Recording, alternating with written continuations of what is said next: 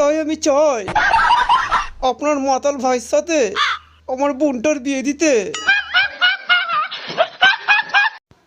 না, আমি বিয়ে করব না।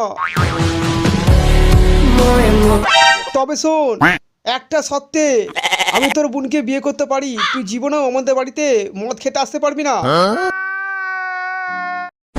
আমার সুরের মতন দাদাকে একদিন তুই মেরে ওর মুখে মুতে দিয়েছিলি। আজকে আমার দাদার মুত তোকে খেতে হবে, তখনই বিয়ে হবে। আচ্ছা, তুই বোনকে খুব ভালোবাসিস, বোনের জন্য এটা করতে পারবি না? বল, পারবি না?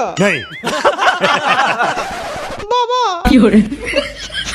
জানো এই শালা প্রসেনজিৎ বলেন কি?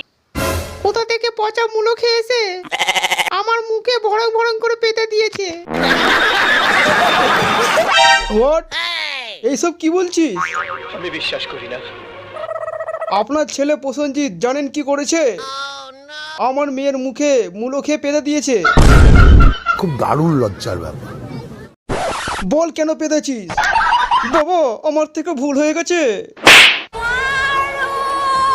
পেতে দিয়ে ভুল হয়ে গেছে। কতবার বারণ করেছি পচা মুলো খেয়ে ঘর থেকে বাইরে বেরোবি না। এ তুই কি বলছিস দাদা? তুই হেগে জল দিসনি, গুগুনো ভাসছে। ছি ছি ছি ছি। তোর কি গতরে আগুন লেগেছে?